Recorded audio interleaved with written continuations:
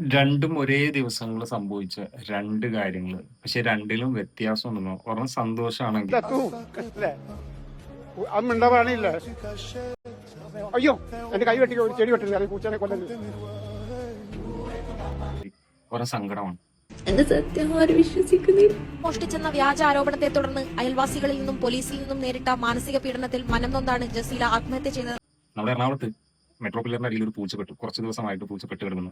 ഒരു ദിവസം പോയിട്ട് അതിനെ രക്ഷിക്കാൻ നോക്കി. പ്രവർത്തനം ആദ്യം നിന്നുപോയി.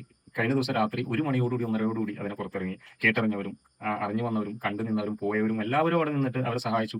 ക്രെയിനും അതുപോലെ തന്നെ നമ്മുടെ ഫയർഫോഴ്സ് ടീമും പോലീസുകാരും ആംബുലൻസും എല്ലാം കൊണ്ടും ആ ഒരു പൂച്ചയുടെ എന്താ പറയാ ജീവൻ രക്ഷിച്ചു, സംരക്ഷിച്ചു. എന്നാൽ അതേ നാട്ടിൽ ഒരു 24 വയസ്സുള്ള ഒരു പെൺകുട്ടി സൂയിസൈഡ് ചെയ്തു. സൂയിസൈഡ് എന്ന് പറയുമ്പോൾ സാധാരണ നമുക്കിപ്പോ എന്താ പറയാ ഒരു സാധാരണ കാര്യമായിട്ട് മാറിക്കൊണ്ടിരിക്കുക ഈ കാലഘട്ടത്തിൽ. എന്തേ കാരണം എന്ന് വെച്ചാൽ ആക്ഷേപം, പരിഹാസം, നുണപ്രചരണം. അതായത് സ്വർണം മോഷ്ടിച്ചു എന്ന് പറഞ്ഞ് അവരുടെ കുടുംബക്കാർ, അതായത് ഭർത്താവിന്റെ ഫാമിലി ആണെങ്കിൽ അവിടെയുള്ള അയൽവക്കക്കാരും ഇവർക്ക് നേരെ ആക്ഷേപിച്ചു, നുണപ്രചരണം നടത്തി. അവർക്ക് അവരുടെ ജീവൻ വെടിയേണ്ടി വന്നു.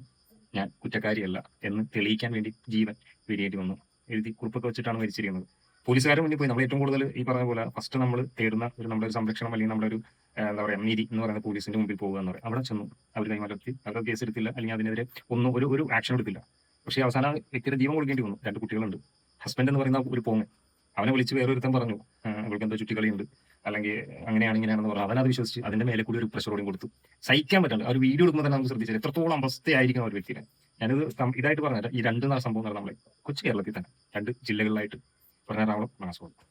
എന്താണെങ്കിലും എന്താ ഇതിനെ എക്സ്പ്ലെയിൻ ചെയ്തതെന്ന് എനിക്ക് ഏകദേശം മനസ്സിലായിട്ടുണ്ട്. ഇതേപോലെ 2 കൂട്ടരുള്ള നാടാണ്.